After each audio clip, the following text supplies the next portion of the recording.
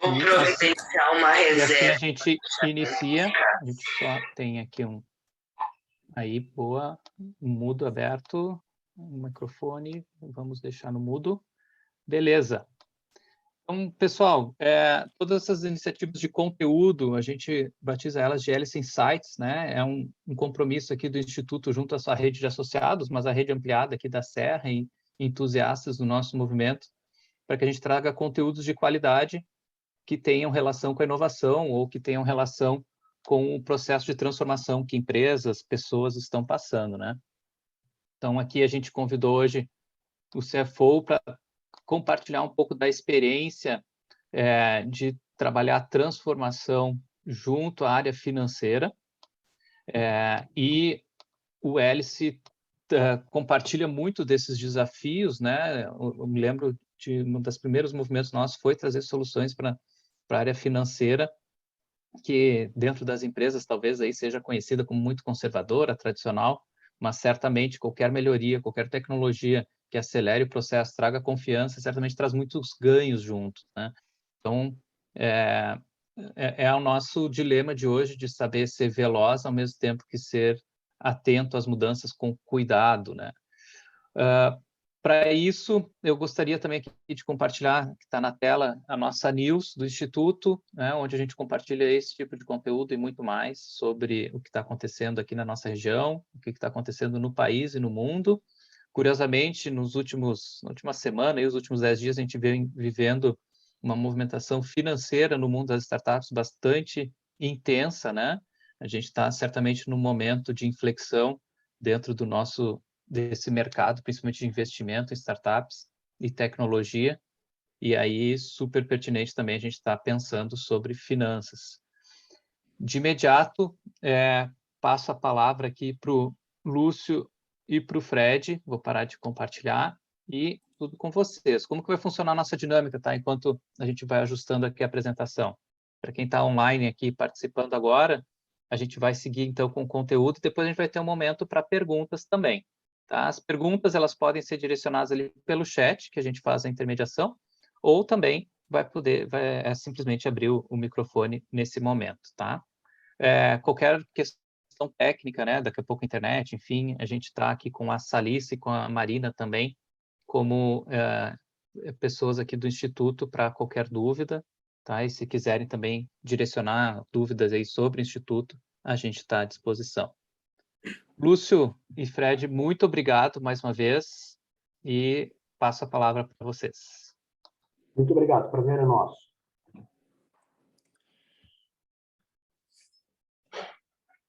Gente, a ideia é o seguinte aqui, né? Nós vamos falar sobre como é que o mundo digital transforma a realidade das companhias, tá? A gente teve acesso ao pessoal do Instituto Hélice e entendeu que o Instituto trabalha com iniciativas de inovação. E esse segmento é um segmento onde absolutamente tem muito espaço para trazer inovação, um segmento que tem muita operação tradicional ainda, né, tocando isso. Então, nós vamos apresentar o que é o CFO Hub, que é o trabalho que nós fizemos, como que ele está estruturado, e dar mostrar 2 exemplos em específico que podem ajudar muito o dia a dia das tesourarias, né? Só para registro aqui, está aqui com a gente também na reunião o Vitor Fabiano, que é um dos fundadores, junto com o Lúcio, do CFO Hub. E o CFO Hub nasce exatamente disso, né? O Vitor, com uma trajetória muito sólida, foi CFO da Magazine Luiza, da Boom, da Centauro, da Cielo, que é um cara que conhece profundamente finanças, tesouraria e meios de pagamento, e o Lúcio com uma trajetória muito grande em tecnologia, em especial na IBM, aí, por quase 20 anos, inclusive no exterior, fazendo um projeto de expansão na Ásia. Então, é da junção dessa turma que nasce o CFO Hub. Toca para o primeiro, Lúcio, vamos já começar. O que existe no mercado financeiro hoje, né, gente? Existe uma concentração brutal de bancos. Tá? Eu mesmo, né, eu tive uma trajetória no começo da minha carreira em Boston, Lloyds, BBA e ABN AMRO, e desses 4 bancos, só um existe dentro do Itaú, que é o BBA, e os outros 3 acabaram. Eram excelentes bancos que atuavam muito com o segmento, por exemplo, de Caxias, segmento metal mecânico, exportador, etc., né? Lloyds, Boston e a BN. E todos acabaram. E assim foi com vários casos, né? Os bancos acabam. Eu estava no ABN quando a ABN comprou o Banco Real, e aí se uma empresa tinha um limite de 20 milhões em um e 20 no outro, 20 mais 20 virava 25. Ou seja, é um aperto absoluto e os bancos não conseguem chegar nas empresas, né? Atender plenamente às necessidades. As empresas, por sua vez, como a gente vê nessa imagem que vai colocar agora, e é a realidade de vocês, aí na região de Caxias, né, de empresas super modernizadas, automatizadas, robotizadas, e do lado dos bancos a gente tem aquela coisa, bem como essa imagem está mostrando aqui, aquela coisa super tradicional, pesadona, né, e efetivamente a solução não chega. O que a gente se propõe é fazer esse meio de campo para que essas necessidades sejam atendidas, como explorando o mundo digital.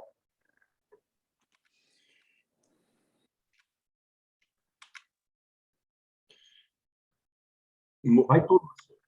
Tá. Perdão, Fred, tá certo. A gente ensaiou aqui. Então, pessoal, bom dia, espero que estejam me ouvindo bem. Eu vi que alguém escreveu aí que o áudio tá baixo, o Herman, né? Avisa se melhorou. Fred, vamos falar o mais próximo do microfone possível. Eu tô com o meu fone aqui de backup se precisar, mas eu imagino que estejam me ouvindo bem. Então, bom dia a todos, obrigado. Eu e o Fred vamos nos alternar aqui nos slides de referência. Então, o primeiro ponto era esse, então esse gap entre o tradicional e a modernização das empresas de vocês, né? E a gente estuda muito aqui o ecossistema de inovação como um todo, mas especialmente o ecossistema de fintechs. E a gente não vai parar agora para ouvir mas assim, vocês sabem quantas fintechs tem aqui no Brasil? Alguém tem um chute, né? E eu digo para vocês, e não fui eu que fiz o estudo, tá?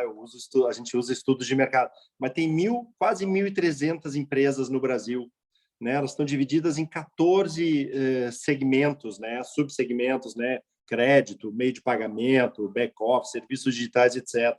Né? Então, é um número bastante substancial, né? E se vocês forem ver, de 2016 para cá, nesses últimos 5 para 6 anos, mais da metade dessas empresas foram criadas. Então, são empresas muito novas, que vêm com ideias, na maioria das vezes, muito boas e brilhantes, e que têm o seu desafio normal, né, de prosperar, de tracionar no seu mercado-alvo, né? E isso aqui, enfatizando, esse estudo é um estudo público, feito pelo distrito. Qualquer um de nós tem acesso, basta entrar lá no site e se inscrever e baixar o reporte. É um reporte muito rico, tá? E a gente acompanha essa evolução das fintechs já desde o início do CFO Hub. Esse aqui até é um slide do ano passado, esse ano eles não publicaram nesse formato, mas vejam só, né? Vocês como empresas, aí, indústrias, varejistas, empresas de serviço, olhem o tamanho da oportunidade de inovação na área de serviços financeiros. Olha quantas empresas, potencialmente, de alguma maneira, querem chegar na porta de vocês, né? Não são poucas e não é simples a agenda com elas, né? Então, é isso que é o drive do CFO Hub, né? O Fred agora vai contextualizar um pouquinho mais. Fred, voltando para ti a bola aí. Tá todo mundo nas fintechs tentando beliscar esse mercado e preencher essas lacunas, né? Só que a gente sabe que a gente usa a expressão aterrissagem, tá? Até porque o Lúcio é da aviação também, a gente usa aterrissagem. A aterrissagem dessas soluções absolutamente não é simples, tá? Tem elementos de tecnologia que tem que ser visto, a estrutura da empresa está pronta, a capacidade de processamento, nuvem, etc.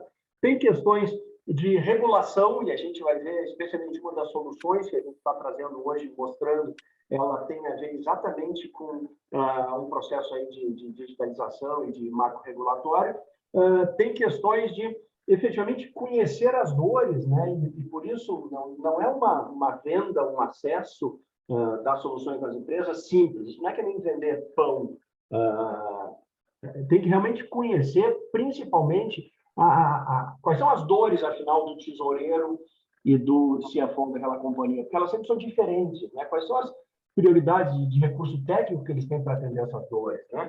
E, final, a parte de compliance, né? Várias das empresas de vocês são muito grandes, muito estruturadas, algumas delas de capital aberto.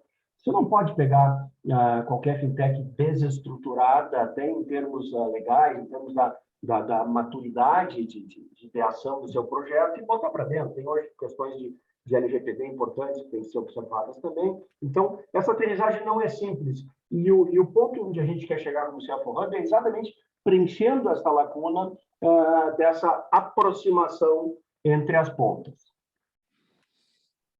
Aí mais um, Lúcio. A nossa aterrissagem é o que nós vamos colocar agora em seguida, né? Dando um exemplo prático aí. Vamos lá. Contigo, Lúcio.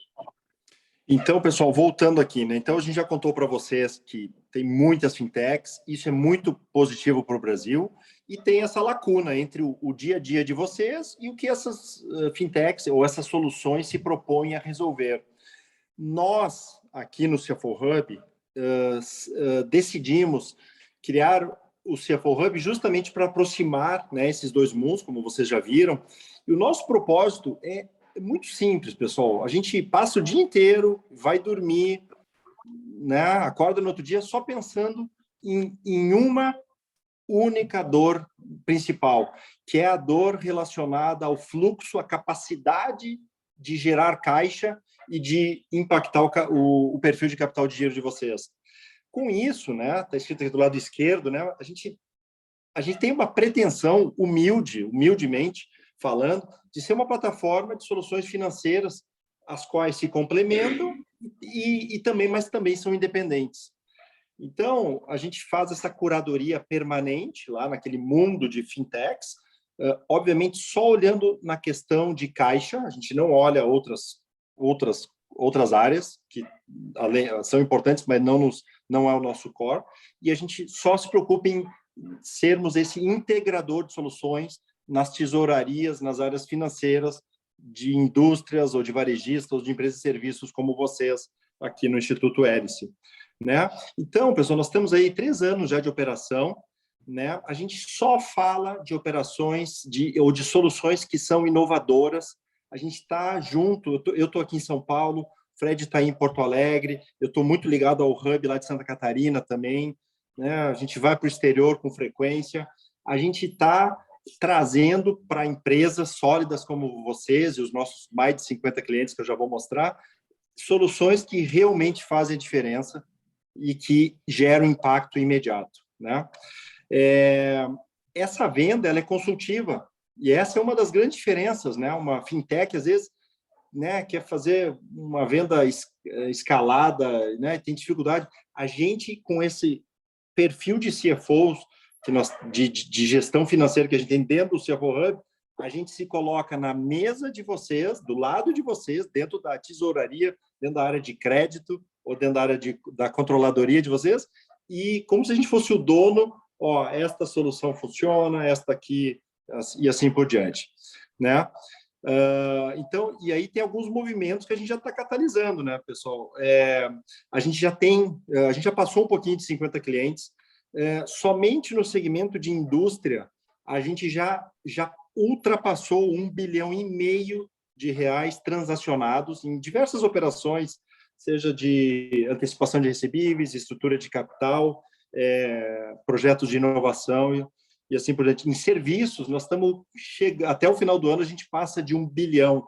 Na verdade, temos pipeline para passar muito mais, mas só com a nossa base nós já vamos passar de 1 bilhão também em gestão de recebíveis e também em projetos de inovação. E varejo, estamos aí chegando nos 200 milhões, mais focado na área de inovação. A gente tem um motor muito grande na área de lei do bem, tá? Que nem é objeto hoje, mas a gente traciona bastante. Continuando aqui, então, é só um wrap-up, Então, né, de novo, pessoal, a gente está aqui juntando o mundo moderno das indústrias, das empresas de vocês, com esse mundo moderno de novas soluções, né? E aí isso se traduziu, né, em um portfólio nosso, a gente estruturou, né? Onde a gente traz esse conhecimento, né, das dores do caixa e reflete em algumas soluções que impactam diretamente essa capacidade de melhorar a saúde, né, do caixa, né?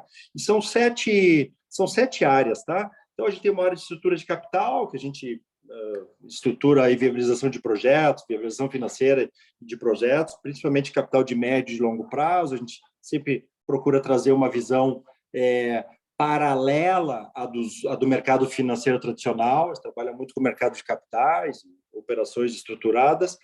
A gente tem uma área de eficiência tributária que eu tenho muito carinho por essa área, porque o nosso carro-chefe aqui é a Lei do Bem, e eu tenho certeza que vocês conhecem muito bem a Lei do Bem, mas nós temos feito um trabalho de aculturamento da Lei do Bem, posso assim humildemente dizer, impressionante.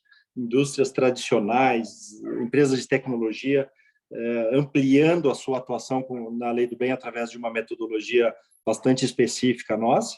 E depois nós temos, né, dentro da área de contas a pagar, onde está o círculo vermelho, onde nós vamos focar, solução de gestão, né, dos fornecedores, buscando ampliação de prazo de pagamento e redução de custos. Temos uma oferta de gestão de risco e garantia, tá? São seguros, nós temos uma corretora de seguros aqui, sempre nesse eixo, pessoal, de provocar o status quo de gestão de risco e garantia e tentar trazer novas abordagens, né, usando tecnologia e formas de abordar a gestão de risco e garantia. Então, isso é contas a pagar. Depois, transformação operacional, a gente tem duas áreas, uma área de automação, de pagadoria, de cash management. Isso aqui está muito ligado a Open Banking, que, sem dúvida, vocês também devem estar bastante próximos, olhando a transformação que esse tipo de solução está trazendo aí para as empresas de vocês. Temos uma área de empréstimo, temos uma solução de empréstimo consignado. A gente acha justo e importante também trazermos opções de crédito para as pessoas, para os colaboradores dos nossos clientes. E, por último, e não menos importante, que vai ser a nossa segunda área, contas a receber. A gente tem toda uma gestão, nós vamos estar mostrando aqui, gestão dos recebíveis, né, das empresas, né, dos nossos clientes, com a missão de melhorar a qualidade desse recebimento e diminuir a exposição de risco de crédito. Tá bom? Com isso, eu vou devolver agora, nós temos só poucos mais slides, nós vamos falar dessas duas soluções e aí paramos para fazer o debate aqui, as perguntas e respostas. Eu vou devolver agora para o Fred, que vai aprofundar no item 2 aqui, né, do nosso portfólio, que é o que a gente tem feito junto ao ecossistema de fornecedores dos nossos clientes. Fred, de volta. Vamos lá. Passa a próxima, Lúcio, por favor. Gente, a ideia não é reinventar a roda, tá? Todos vocês que trabalham já em tesouraria, certamente vocês já conhecem o bom e velho risco sacado, tá? O que está acontecendo hoje? Pode completar a página, Lúcio, porque eu já vou falando disso. O que está acontecendo hoje é que, primeiro, qual é a lógica do risco sacado? Você ser um cliente bom de um fornecedor nem tão forte e você emprestar a sua capacidade de crédito para aquele fornecedor, para que ele possa ter alguma vantagem naquilo e estar mais sólido, ter mais regularidade de fornecimento, menos risco, etc. Imagina que uma Randon super mega sólida, ela compra de uma eventual metalúrgica pequenininha e que não tem acesso a crédito, né? Então, o que acontece hoje? Só como exemplo, vamos lá. O que acontece hoje?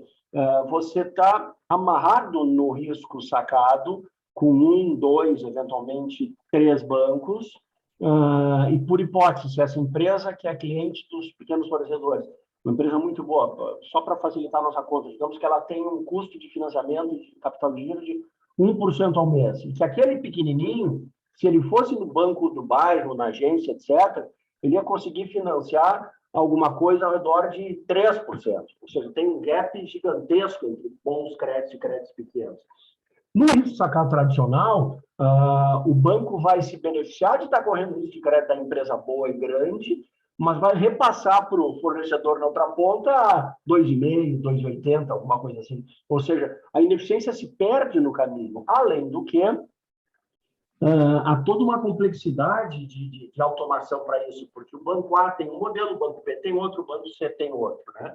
Então, a ideia nossa, ao buscar soluções nesse campo, e tem algumas, né? Aí alguém pode perguntar, tá, mas qual das plataformas que vocês trabalham?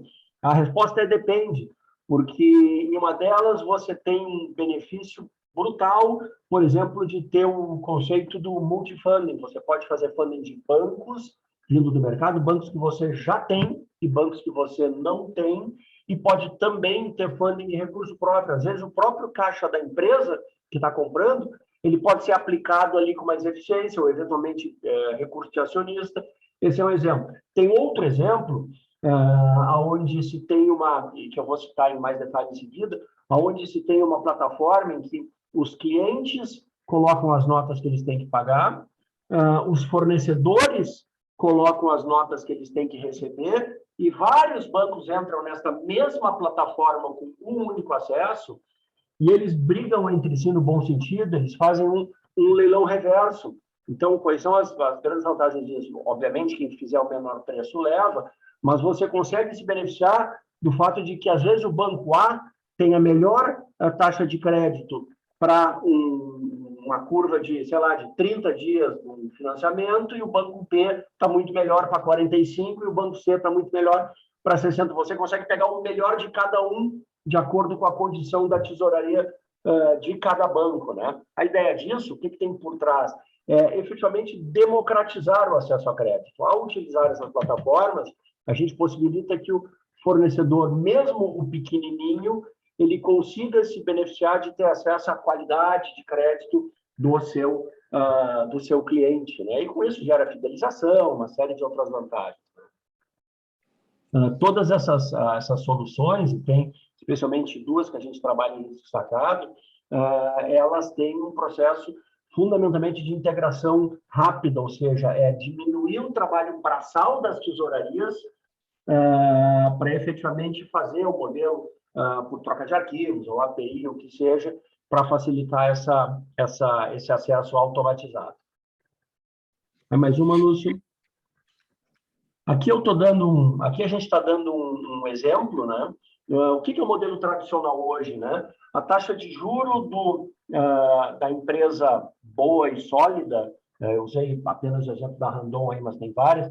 A taxa de juro que ela paga, ela não chega na ponta do fornecedor dela, mesmo com o banco correndo o risco dela. Ou seja, o banco corre o risco da empresa bonitona, mas na hora de repassar na outra ponta, ele faz um spread gigante com relação à qualidade de crédito e risco que ele está correndo. E a outra coisa é que, com isso, o modelo chega somente nos grandes fornecedores. Ele pega uma concentração de grandes fornecedores, os bancos normalmente pegam uma curva ABC lá dos fornecedores e pegam os grandes, e os outros ficam efetivamente a Deus dará. Tem um exemplo interessante que a gente tem, num dos modelos que a gente trabalha, coloca a outra parte, Lúcio, por gentileza. Nos modelos que a gente trabalha, a gente gosta de citar exemplos, né? Tem uma grande empreiteira que está fazendo uma obra em algum lugar do Nordeste, uma obra grande de infraestrutura. E esta grande empreiteira, nessa obra de infraestrutura, ela tem vários fornecedores pequenininhos. Ela atende uma padaria que fornece os pãezinhos para o restaurante da obra de infraestrutura. Foi registrado lá na plataforma, nesse caso é a plataforma multiprovedor com leilão reverso, onde o sacado entra, coloca suas contas a pagar, os fornecedores, que são os cedentes, eles entram, colocam as suas contas a receber, e os bancos todos vão entrando e fazendo as suas melhores ofertas. Essa padaria colocou uma oferta de R$300, 300 pila na nossa moeda do Rio Grande do Sul, aqui o pila. Ou seja, ele efetivamente atinge a cauda longa dos fornecedores, né? Um outro ponto importante para destacar aqui é que ele possibilita um aumento da bancabilidade, né? A gente falou bem no começo da questão de concentração bancária, através da nossa entrada nessa plataforma, a gente tem tido acesso de alguns bancos nos procurando para entrar em clientes de outra forma eles não entrariam, através dessa plataforma. Eu me lembro no meu tempo de banco lá atrás, tinha um conceito que nós éramos muito cobrados, que era o conceito do wallet sizing, né? Quer dizer, o quanto que a carteira que aquela empresa despende com bancos no mercado financeiro e qual é a fatia que o banco A tem daquilo ali. Então, a gente era cobrado para ter uma fatia melhor. Então, você pega hoje bancos e financeiros do centro do país querendo loucamente trabalhar com empresas muito boas, como as empresas aqui da Serra Gaúcha, por exemplo, mas sem conseguir ter esse acesso. Então, através disso, eles conseguem ter esse acesso, aumenta a base de potenciais financiadores da empresa e fica um ganha-ganha bem interessante, né? E aonde está o grande ganho disso, né? Você pode chegar para o teu fornecedor e pode dizer, olha, fornecedor, eu sei que você é menor, você não tem muita capacidade financeira, por isso que você está me cobrando 3 dias, mas, na medida em que você tiver acesso a um crédito muito mais barato, um crédito do meu preço, você vai estar muito melhor. Então, eu quero que você me dê 30 dias, eventualmente. Isso é muito comum, tem um segmento, por exemplo, distribuidora de combustíveis, né? Eu entendo que tenha alguém aqui no grupo da SIM, estava pelo menos no convite. Distribuidora de combustível é um clássico, né? Os fornecedores são muito, muito, muito pequenininhos, muito picados, e normalmente, por exemplo, os transportadores cobram o cara em 2, 3 dias, porque eles não têm capacidade financeira. Agora, imagina que os transportadores, que são fornecedores, pudessem se financiar a um preço mais acessível, ao preço do seu cliente, eles poderiam claramente expandir isso. E na plataforma, nós conseguimos ver, com todo respeito à LGPD, etc., nós conseguimos ver quais são os prazos praticados por cada fornecedor de cada KNAI. Então, tem fornecedor de transportadores de combustíveis, tem fornecedor de produtos químicos, distribuição e atacado. Então, para cada tipo de fornecedor, a gente consegue dizer estes fornecedores, na plataforma do Brasil inteiro, estão trabalhando com 28 dias de prazo. E aí, você pode aí comparar com o que você está praticando, e aí tem o espaço do ganho, né? Vai mais um, Lúcio. Beleza. Terminou, né, Fred? Terminou, essa aqui terminou. Tá bom. Então, obrigado, Fred. Então, pessoal, só resumindo aqui, a gente atende a médias e grandes empresas, né, principalmente indústria, mas tem também empresas de serviço e tem varejista. O nosso objetivo é sempre ajudar a estas tesourarias, a essas áreas financeiras, junto com a área de suprimentos, a serem melhores neste serviço aqui, né, de financiamento da cadeia de fornecedores. Então, a nossa abordagem é muito técnica e sempre com esse viés de como é que a gente ajuda vocês a compor melhor a estrutura de funding, como é que a gente ajuda vocês a estudar melhor a cadeia de fornecedores para entender onde é que estão as oportunidades, assim como o Fred acabou de dizer. Então, a gente sempre entra agregando, somando, e não querendo rasgar o que já está sendo feito. Não é isso, tá bom? A gente traz essa inovação, essa transformação, né, digital para dentro da área de tesouraria, por exemplo, que é o título aqui da nossa conversa, né? E agora, pessoal, até aqui nós estamos falando do passivo, né? Do lado do passivo, do balanço, aonde a gente tenta melhorar o que a gente tem que pagar. Trocando o lado, né? Vamos para o lado do ativo, a gente tem uma oferta muito assim provocativa, eu diria, para ajudar aos nossos clientes na sua estratégia de expansão de vendas, mas sem que isso aumente né, a exposição a risco. Então, também é um conjunto de soluções de alta tecnologia que depende do contexto operacional e do momento da empresa para a gente definir como é que é feita a implantação. Mas, em termos gerais, pessoal, o que é que a gente faz aqui? Primeiro, a gente entende o atual momento em termos de vendas, as limitações, onde é que a empresa está esbarrando em crédito, né? E quais são os riscos aderentes, né, alinhados à operação, né? E depois é feita uma solução que basicamente, pessoal, assim, é como se fosse uma conexão única no ERP de vocês, na área de vendas, né, de pedidos do ERP, onde esta conexão possibilita vocês a terem diversos instrumentos de venda para fazer com que o pedido lá na ponta, para o varejista que vocês vendem, né, ou para o cliente final de vocês, tenha a opção que seja mais atrativa e mais eficiente para esse negócio fechar e sem aumentar os riscos, né? Então, assim, do ponto de vista, né? Deixa eu só botar aqui todos os bullets que eu vou vendo. Então, assim, humildemente, o que a gente pede? Assim, uma oportunidade. Vocês, como indústria ou prestador de serviço, né, foquem na venda de vocês e na capacidade de entregar isso rápido, a um custo baixo. Deixa que a solução cuida, né, de toda a preocupação, de toda a temática relacionada ao crédito e ao recebimento disso, ao recebimento, à conciliação disso, né?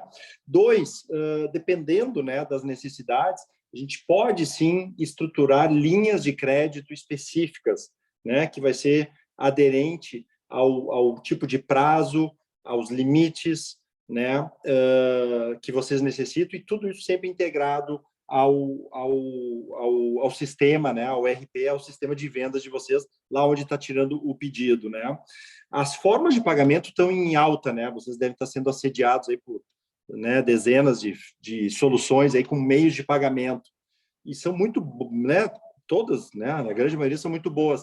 O que a gente entende é que tem às vezes fica soluções muito paraquedistas e difícil de ter uma estratégia única. Então, nós nos propomos a ter, né, essa capacidade de ofertar os instrumentos de venda que sejam aderentes para aquele tipo de cliente naquele momento, né? Então, por exemplo, link de pagamentos, né? Nós estamos implementando opções de pagamento com QR Code, o Pix, né? Pix a prazo, agora que está vindo e tudo mais. E tem não sei se, eu acho que certamente vocês conhecem bem, mas a gente tem chamado a atenção, eu chamo de nova moeda, mas tem uma nova moeda, né, que é um instrumento que possibilita o pagamento de bens e produtos da indústria ou do varejo, né, através da agenda de recebíveis de cartão de crédito, né? A gente chama de cessão né, fazendo uma cessão, onde não tem funding envolvido e simplesmente a gente lá na registradora consegue alterar o beneficiário daquela agenda de recebíveis do CNPJ A, que é o comprador, para o CNPJ B, que é o vendedor, né, da matéria-prima, ou seja, uma indústria, por exemplo, como vocês, né? E aqui eu vou tomar a liberdade de dar um zoom, que é só para chamar a atenção de vocês, porque é um instrumento que tem sido muito importante nesse desenho de ferramentas para expandir a capacidade de vendas sem aumentar o risco. E aqui, só para vocês saberem, humildemente, imagino que alguns saibam, mas esse instrumento, que é a cessão de recebível de cartão de crédito, ele nasceu numa circular do Bacen, que se chama 3952, tem amplo material disponível na internet. Ela ficou válida em julho do ano passado, 7 de julho, mas ela foi... como é que se fala? Ela foi publicada 2 anos antes, em 2019, tá? Em meados de 2019. E essa circular, ela simplesmente, ela cria, ela está dentro de uma agenda muito positiva, na nossa opinião, do Banco Central, de democratização de acesso a crédito, digitalização de processo, maior competição, maior competitividade. E ela diz o seguinte: a titularidade da agenda de cartão de crédito do varejo que vocês vendem, vocês indústrias aqui, né, do qual vendem, essa titularidade ela passa a ser de propriedade do varejo versus o que até antes era válido, era de propriedade lá da adquirente, lá da Stone ou da GetNet ou da rede, assim e assim por diante. Então, ela, ao fazer isso, ela ela cria uma possibilidade de você usar essa agenda não para antecipar a um deságio alto de 2%, 3%, 4%, 5%, a gente chegou a ver casos, e aí pagar os boletos, e sim usar esta agenda, que é líquida e certa, e tem um risco muito baixo, para fazer um pagamento direto de um item do teu estoque, de um item importante do teu estoque, por exemplo. Né? E tudo isso é regulado, né, obviamente, pelo Banco Central, tem essas entidades de registro, né, que são as registradoras, tem uma infraestrutura de tecnologia bastante grande por trás disso tudo, e basicamente, pessoal, para resumir, pega uma indústria de autopeças, ou uma indústria de tecidos, ou uma indústria de material de construção. Lúcio, a gente tem aqui dentro do grupo, tem alguém da BBC, eu estou vendo ali, dá o exemplo da indústria de calçados vendendo para o lojista do shopping. Isso, então, uma bela indústria de calçados, né? Você vende lá para milhares de lojistas, né? E você fica no risco, quando você vende para um lojista, né, de um shopping, de um lojista pequeno ou médio, você fica no risco dele. Aqui o que nós estamos dizendo é, ao vender, em vez de você usar o meio de pagamento boleto, que vence, por exemplo, daqui a 14 dias, você vai usar um meio de pagamento da seção de recebíveis de cartão de crédito, vencendo nos mesmos 14 dias ou no prazo que você pactuar, que pode ser, por exemplo, 21 dias. E aí o seu risco passa de recebimento disso, migra do lojista do shopping para a Cielo, para o adquirente desse lojista, ou para os adquirentes desse lojista. Então, por isso que, voltando ao slide anterior, por isso que eu chamo de nova moeda, né? E porque realmente é um bolso que o lojista, né, no caso, o varejista, principalmente o pequeno e o médio, que tem menos acesso a crédito, não tinham acesso. Eles tinham acesso pagando um ágio muito grande. Aqui, só para exemplificar, e aí termina, para a gente poder conversar um pouquinho, tem um fluxozinho muito simples, né? Desde o pedido realizado, o sistema gerenciando esse pedido, né? A plataforma a plataforma é informada desse pedido, consulta as registradoras, que são só 3 aqui no Brasil, que é a CERC, a TAG e a CIP, e nessas registradoras estão conectados todos os adquirentes, né, como a GetNet, a Cielo, a Stone, e através de um mecanismo, de um procedimento eletrônico, esse pagamento ele é feito através dessa agenda de recebíveis que está lá registrada para esse beneficiário, para a data pactuada, né? Então, isso é feito eletronicamente, e na data pactuada, em vez de você receber o pagamento do boleto, você vai receber um depósito, uma TED, ou da Cielo, ou da GetNet, nos valores acordados, né?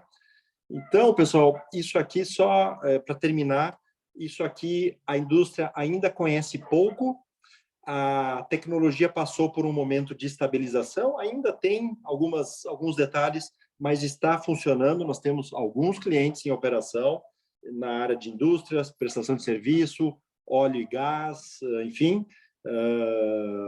e tem feito assim bastante sucesso, tá? Então, pessoal, a gente está liderando muito esse tipo de iniciativa. O fator de sucesso aqui é empacotar as ofertas com o meio de pagamento que mais faz sentido. Este aqui da sessão é um deles, tem outros, e o nosso trabalho tem sido isso, fomentar, né, a área de vendas junto com a área financeira para que as vendas expandam e a exposição ao risco não aumente, sim, né, no limite diminua, né? Então, pessoal, esse é um pouquinho do nosso trabalho. Nós vamos abrir aqui agora para perguntas e respostas. Teríamos muito mais para dividir de experiências, de caso de referência, mas o nosso tempo é curto. Hoje a ideia aqui é dividir um pouco esse ponto de vista e abrir aqui para novas interações, conforme vocês quiserem. Tem uma expressão interessante na Luz que a gente usa, que é eliminar ou diminuir os atritos entre as pontas de financiadores e as empresas que têm necessidade de financiar suas atividades nas duas pontas. É isso aí. Então, pessoal, eu espero que a gente possa ter contribuído. De novo, nós estamos trazendo transformação digital para a área financeira, que não é muito comum falar, né? E dentro da área financeira para os aspectos de caixa. Então, essa é a nossa vida e a gente para aqui de falar para ouvir alguma pergunta, alguma ponderação aí de vocês.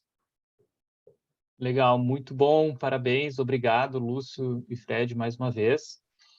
Para quem quiser fazer pergunta, como é que a gente pode estruturar a dinâmica aqui, tá? Pode escrever direto no chat, pode pedir a palavra pelo chat também, ou ali na barra de baixo do Zoom, nas reações, tem a opção de levantar a mão, tá? Para a gente ter uma ordem aqui. Mas para ir aquecendo, eu separei algumas perguntas aqui que eu gostaria de compartilhar com vocês, que eu fiquei curioso, tá? Lúcio e Fred. A gente trabalha aqui muito com a adoção de tecnologia pelas empresas, né? E a gente acaba, cada área tem sua peculiaridade, cada empresa tem seu momento também. Mas o que vocês, dentro das experiências que vocês tiveram,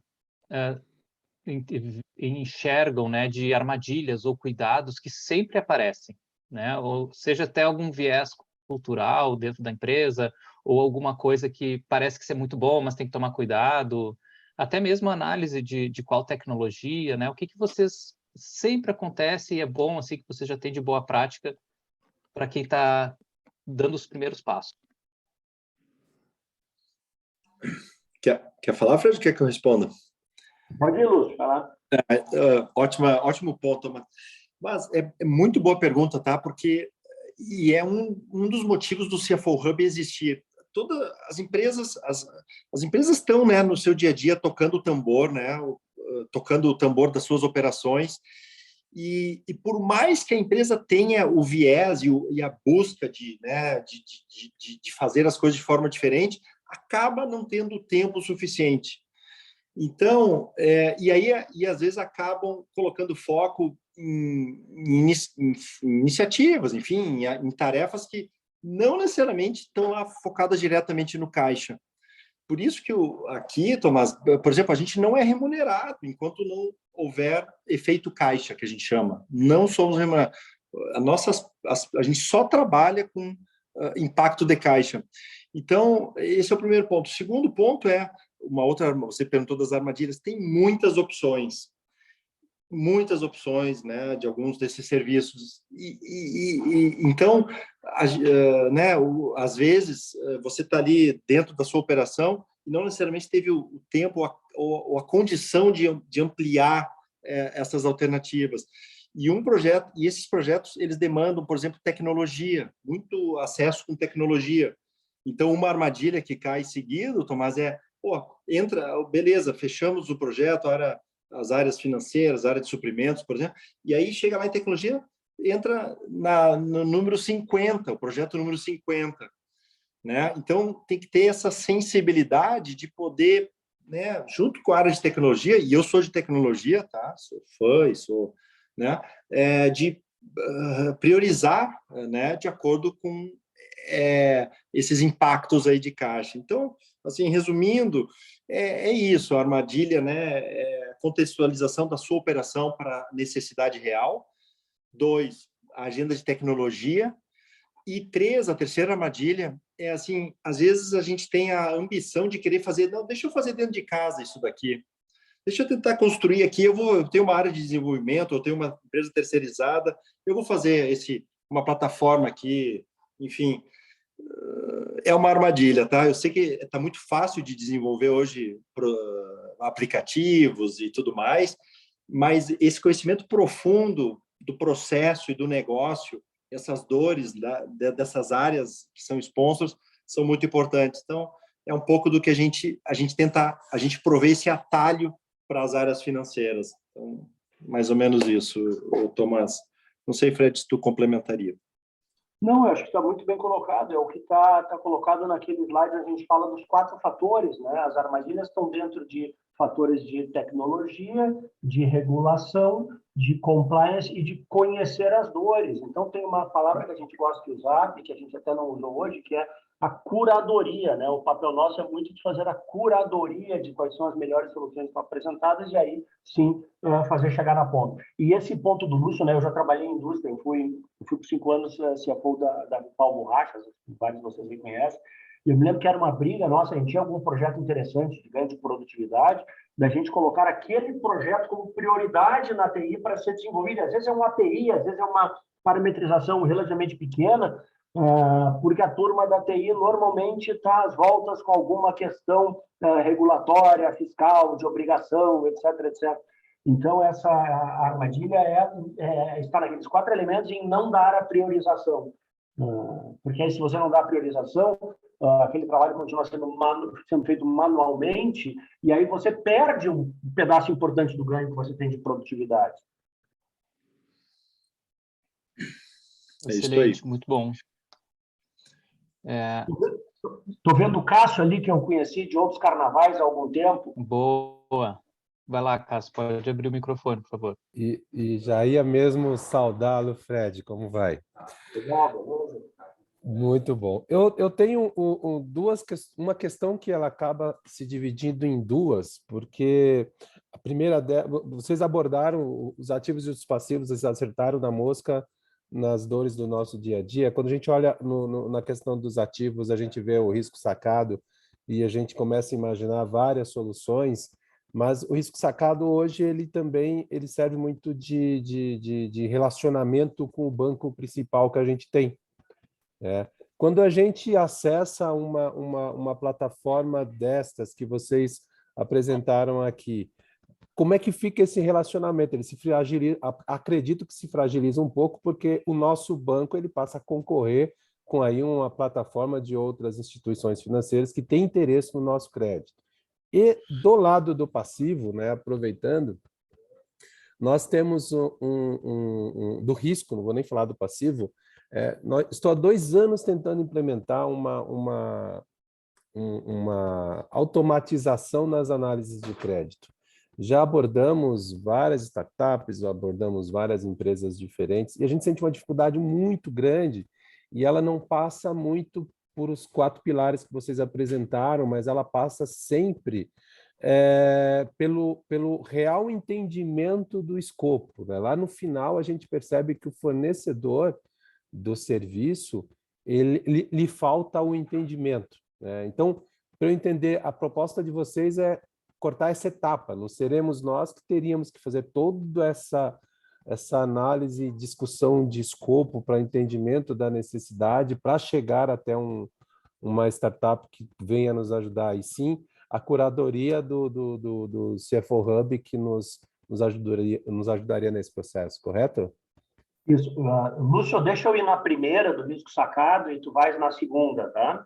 A primeira, Cássio, tu colocaste muito bem, né? O teu banco principal, ele nada de braçada, em bom português ali, né? De alguma forma, você está prisioneiro dele, porque você já desenvolveu a interface de troca de arquivos, etc, etc. Tá? O que a gente está vendo na prática, tá? Os bancos estão majoritariamente aderindo à plataforma numa boa tranquila. Tem um banco específico que está fazendo muita resistência e que eles, olha, não gosto porque eu perco a minha exclusividade. Tá? Mas todos os outros grandes e pequenos, eles aderem e no fim do dia eles terminam vendo uma vantagem que é o fato de que você deixa a cadeia toda mais saudável, na medida em que, o que acontece? Se você conseguir financiar o teu fornecedor por uma condição melhor que o leilão reverso proporciona, você vai conseguir, com isso, negociar um prazo maior, você vai ter uma liberação de capital de giro e você vai estar tendo uma vantagem, vai estar melhorando a sua qualidade de crédito, o que indiretamente melhora a vida do teu banco principal também, porque ele está correndo menos risco. Então, a maioria deles já está vendo isso, e tem também bancos menores que gostariam muito de trabalhar com você, como eu já falei, que não têm acesso. Né? Então, esse é o movimento. Mas, de fato, tem dos grandões, tem um só que está realmente muito resistente, dizendo, isso aqui eu não brinco mais, vou recolher minhas panelinhas. Vai no segundo ponto, Lúcio. É isso aí, Brito. Mas assim, resumindo, nós jamais vamos fazer um projeto para tirar o atual agente, a menos que você tenha algum interesse em excluí-lo. Mas normalmente a gente compõe, porque a gente faz essa inteligência de como arquitetar o funding de forma mais inteligente. E aí muitas vezes até aumenta o volume, tá? Brito, né? É o Brito, né? Pode ser. Cássio, perdão, eu ia falar Carlos, Cássio, Brito. então, às vezes até aumenta, porque como tem muito menos fricção e o processo, a plataforma é toda digital, o custo de aquisição para o próprio teu banco principal é alto à medida que você anda na cauda. Então, tem vários bons motivos, né? Tirando um único banco aí grande que realmente não trabalha conosco, tem mais de 30 que trabalham, tá?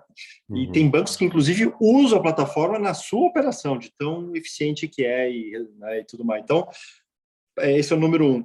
Então, esse é o número 1. E o 2 é isso mesmo, tá, Cássio? A gente entende essa tua demanda desde a área de análise de crédito até depois da efetivação da venda, né? Porque o crédito também pode ser aprovado de acordo com alguns critérios e algumas formas de pagamento. Então, a gente faz desde o algoritmo, eventualmente, temos a solução desde a análise de crédito de uma carteira, por exemplo, manda lá 1.000 clientes, 200 clientes, para fazer análise e já sai dali um limite de crédito que pode ser somado ao seu ou substituído, ou você pode substituir.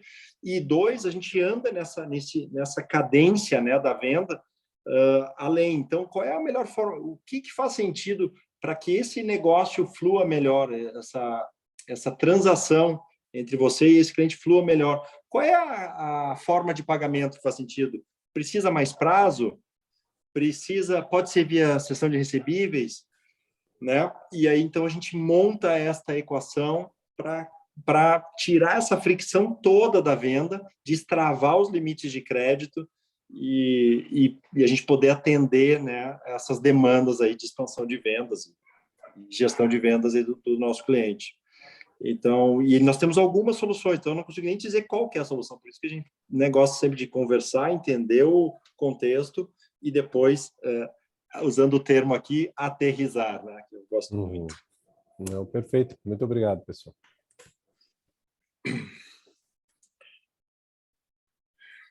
Muito bem, pessoal. Eu acho que não tem mais perguntas, mas se alguém tiver uma pergunta, por favor, só se pronunciar. Caso contrário, a gente vai indo para o nosso encaminhamento final. Está chegando em nosso horário combinado, pontualmente. Lúcio, Fred, mensagens finais? Gostariam de destacar algum ponto, deixar alguma mensagem final?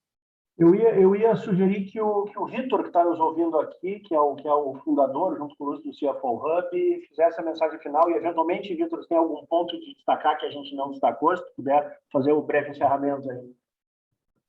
Vou tentar em 1 minuto. Obrigado, pessoal. Tomás, obrigado aí pela oportunidade de a gente trazer aqui nossa proposta de valor. Olha, nós somos executivos financeiros de tecnologia experientes, por isso que a gente fala muito da dor do cliente, porque a gente sentiu essa dor como executivo sentado do outro lado da mesa, né? Nós temos uma abordagem que a gente não tem a pretensão de concorrer com os bancos, nossa oferta é complementar aos bancos. A gente convive muito bem com os bancos, mas a gente pega aquilo que o banco não tem interesse de pegar, né? Então, o caso do que o Cássio trouxe, olha, já tem um convênio de risco sacado aqui com um grande banco, né? Mas se você pedir para esse convênio de risco sacado fazer uma antecipação para a padaria de R$300 que o Fred mencionou, ele não vai fazer. Ele não tem interesse de pegar isso daí. E nós pegamos. Nós pegamos qualquer valor e aí a gente acaba entrando na cauda longa. E quando a gente entra na cauda longa, a gente toca num aspecto que está muito em evidência no momento, que é o ESG, né? A gente ajuda a empresa a viabilizar crédito ou viabilizar o fluxo de caixa dos seus pequenos stakeholders, sejam eles clientes numa ponta ou fornecedores na outra ponta. Com custo, ajuda de que jeito? Oferecendo crédito barato, crédito que eles não conseguem obter em nenhuma instituição financeira, pública ou privada, de grande porte ou de pequeno ou médio porte no Brasil. Isso a gente consegue fazer e isso a gente consegue comprovar como que a gente faz, né? Então, a nossa oferta é complementar. Por quê? Porque o grande banco não oferece recurso barato e nem se interessa pelo pequeno. E nós fazemos isso em volumes grandes, o que acaba viabilizando o nosso negócio. Então, se o seu CEO, se o acionista principal da sua empresa está lhe pedindo em finanças, olha, o que você tem aí para mim de ESG? Porque, está todo mundo aqui me pressionando, eu tenho que me posicionar, eu tenho que posicionar minha companhia para isso. Nós temos uma agenda robusta para ajudar vocês a colocar esse tema na pauta de vocês e com o benefício de todos os lados. Então, essa era a mensagem que eu queria dar aí. Eu falei 1 minuto, mas gastei 3, Tomás. Desculpe aí. E o nosso agradecimento pela oportunidade, né? O tempo aí que a gente queria essa aproximação, porque a gente sabe da importância aí do polo de empresas da Serra, e muito legal a iniciativa de vocês, do Hélice, né? De liderar esse processo de inovação aí, fazendo, me parece um grande consórcio, né, para fazer chegar a inovação na ponta das empresas. À disposição de todos, ficaram nossos contatos aí, a Marina ficou com os nossos contatos e também com a apresentação para passar a vocês, e só agradecimento pela oportunidade. Marina, Thomas, muito legal ter conhecido vocês, estamos em contato aí. Excelente, muito bom. Frederico, Lúcio, Vitor, parabéns mais uma vez, agradeço demais a participação de vocês. O nosso objetivo é sempre esse, a gente acredita muito no poder da rede de conectar pessoas com qualidade, né? Então, a gente não tem ambição de fazer tudo, não temos condição, a gente busca muita parceria, muita colaboração, é daí que o Hélice nasceu. Então, muito obrigado por trazer esse conteúdo, desejo a todos ótimos negócios, né? Que a gente consiga fazer transformações todos os dias, sempre para melhor, e que aproveitam também para desejar uma boa tarde, um bom restinho de semana para todos. Até mais, pessoal.